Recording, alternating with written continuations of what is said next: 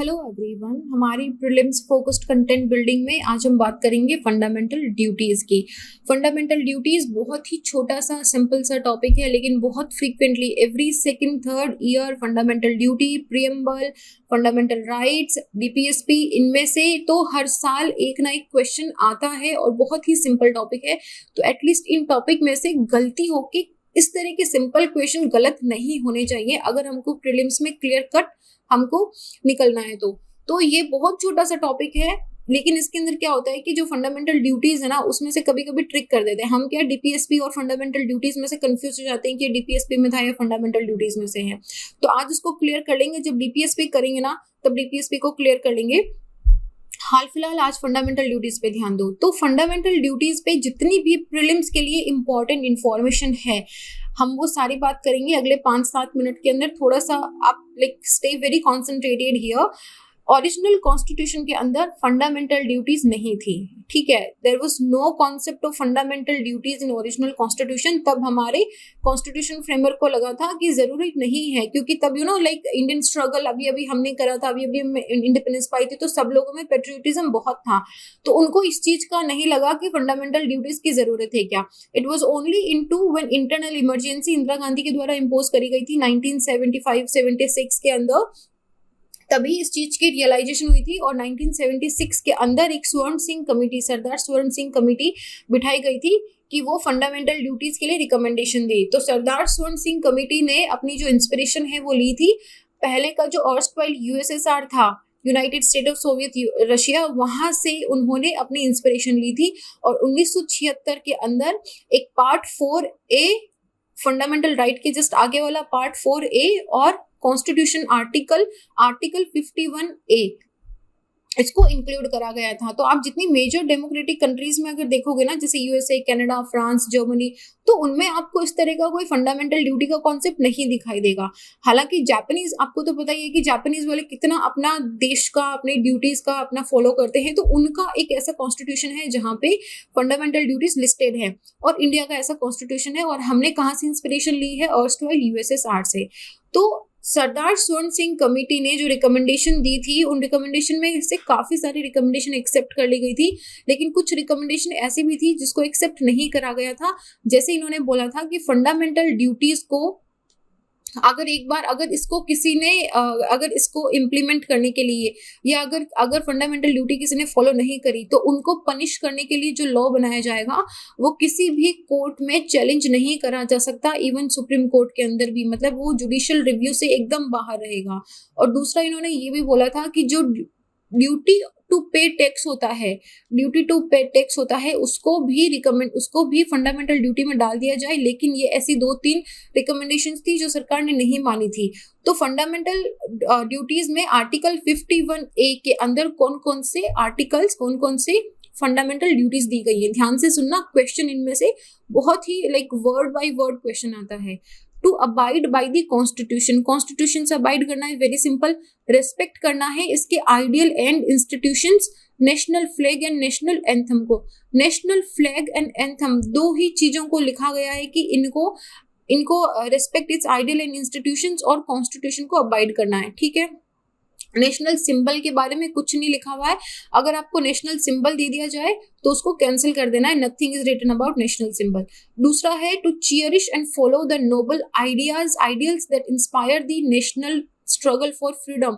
इसीलिए आपने देखा होगा कि बहुत सारी रोड्स हो गई हैं, बिल्डिंग्स हो गई हैं, बहुत सारी जो तिथियां होती है, डेज होते हैं, सेलिब्रेट करे जाते हैं हमारे नेशनल स्ट्रगल ऑफ फ्रीडम को लेके।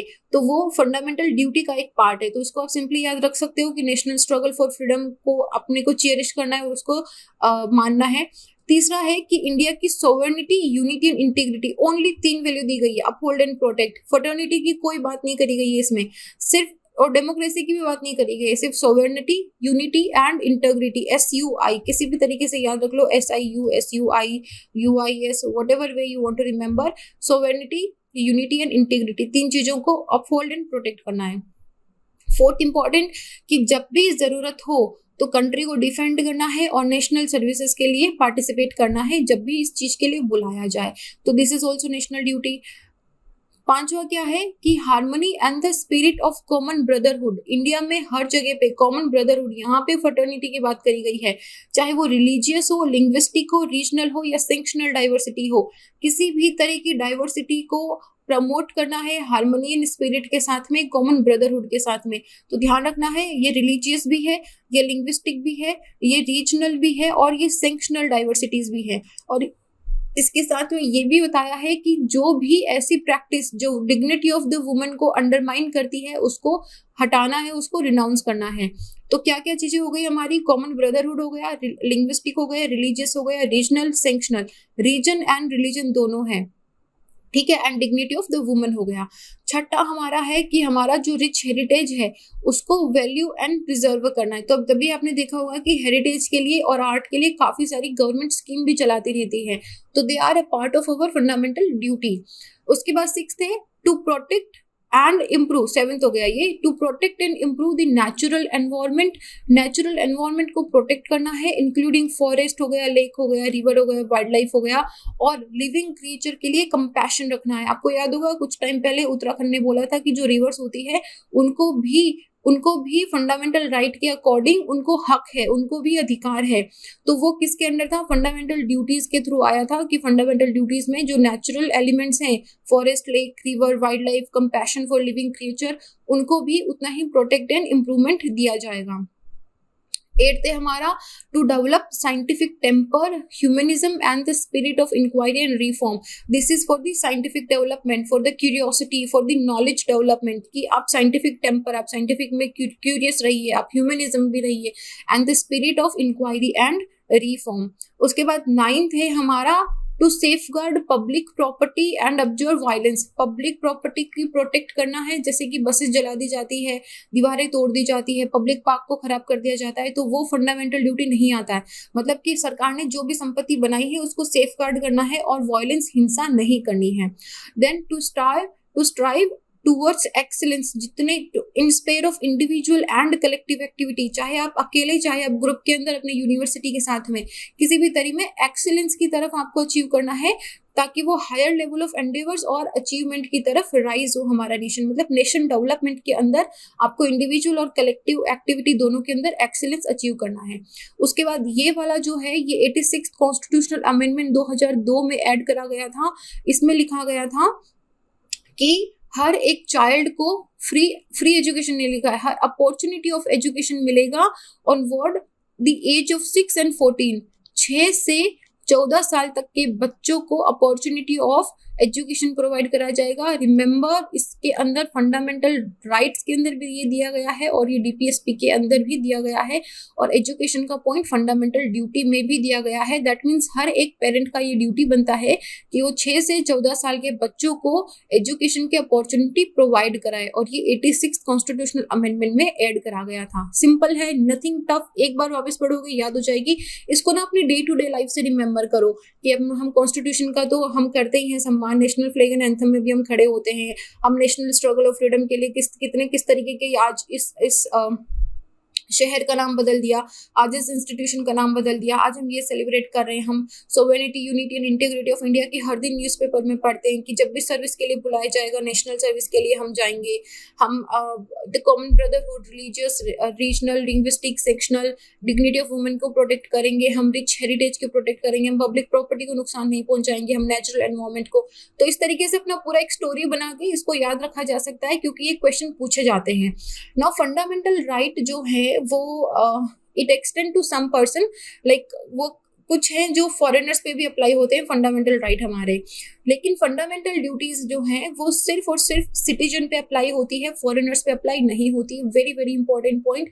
ओके, जैसे कि डीपीएसपी जो है और जो जैसे कि डीपीएसपी जो है वो नॉन जस्टिसेबल है, it is only fundamental right, जिसके लिए आप रिट पिटिशन डाल के सुप्रीम कोर्ट या हाई कोर्ट में जा सकते हो।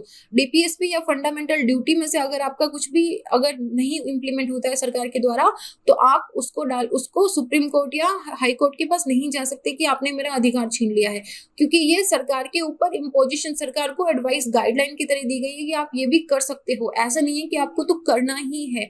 तो ये नॉन जस्टिसेबल है। कॉन्स्टिट्यूशन उनके डायरेक्ट एनफोर्समेंट के लिए कुछ भी प्रोवाइड नहीं करता है। हालांकि मोरेवर देयर इज नॉट कोई लीगल सैंक्शन भी नहीं है अगर उनका वायलेशन भी होता है तो, लेकिन पार्लियामेंट जैसे डीपीएसपी को फुलफिल करने के लिए लॉज बनाती है, वैसे इसको हमारी फंडामेंटल ड्यूटीज को फुलफिल करने के लिए भी लॉज बनाती है।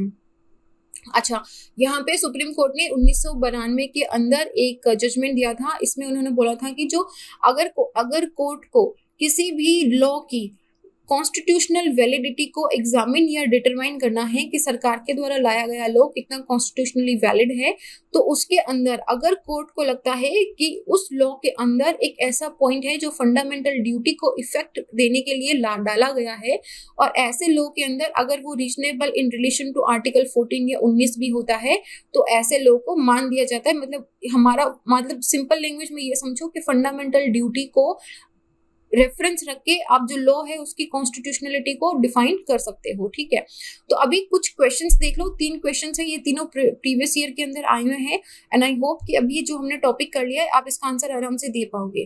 Consider the following statement with respect to fundamental duties. There are 11 fundamental duties to the constitution. They were added via 42nd constitutional amendment of the India. सही है या गलत है ये?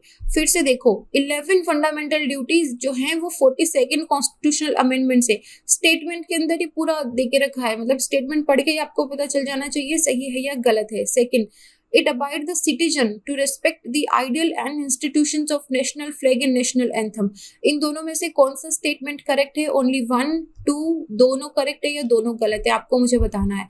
Second question, which of the following statement regarding the fundamental duty contained in the Indian Constitution are correct? इनमें से कौन सी ऐसी ड्यूटी है जो फंडामेंटल ड्यूटीज, कौन सा ऐसा स्टेटमेंट है जो फंडामेंटल ड्यूटी के लिए सही है? पहला, fundamental duties can be enforced through writ jurisdiction. क्या ये फोर्सिबल है? क्या ये जस्टिएबल है? क्या आप इसको लेके सुप्रीम कोर्ट या हाई कोर्ट में जा सकते हो? Second, fundamental duties become a part of the constitution in accordance with the recommendation of the Swaran Singh committee. Okay, सबसे पहला हमारा यही था स्लाइड। थर्ड स्टेटमेंट है fundamental duties are applicable only to citizen of India. सबसे लास्ट स्लाइड हमारा यही था। तो इसके अंदर आपको बताना है सिर्फ सेकंड सही है, first and second, second and third, या फर्स्ट एंड थर्ड, कौन सा सही आंसर है? Right in the comment section. Question number third, in the Constitution of India, promotion of international peace and security is included in which? Very important question। अगर ठीक से fundamental duty अभी भी पढ़ी है ना, इसका आप आंसर कर दोगे। प्रियम्बल टू द कॉन्स्टिट्यूशन, ये भी ऑलरेडी हम कर चुके हैं एक बार। Directive principle of state policy, fundamental duties, या फिर 9th schedule. Very simple question, very very simple question. इसमें से 2 चीजें हम ऑलरेडी कर चुके हैं, चौथा आप तीसरा इसमें से ऑटोमेटिकली एक्सक्लूड कर सकते हो, और इसमें आपका आंसर आ जाएगा सिंपल एलिमिनेशन टेक्निक से ही। तो ये 3 क्वेश्चन 1, 2 और 3 के आंसर आपको मुझे कमेंट सेक्शन में लिख के बताने हैं। अगर किसी के पास क्लेरिफिकेशन भी है तो प्लीज आप कमेंट में उसका क्लेरिफिकेशन भी लिख दीजिए। सो अगर आप मुझसे जुड़ना चाहते हैं, अगर आपको प्रीलिम से रिलेटेड कुछ प्रिपरेशन में क्वेश्चंस भी हैं, तो you can drop me a text on Instagram. इस वीडियो का PDF आपको टेलीग्राम से मिल जाएगा, आप यहाँ से ले लेना। अपना ध्यान रखिए, डबल मास्क पहनिए, सोशल डिस्टेंसिंग रखिए, वैक्सीन लगवा लीजिए। वैक्सीन की इफेक्टिवनेस को लेके काफी सारे क्वेश्चंस हैं, but actually vaccine is very effective. At least ये सीवियरिटी ऑफ द कोविड काफी कम कर देता है, काफी सारे केसेस ऐसे आए हैं। तो अपना ध्यान रखिए। जय हिंद।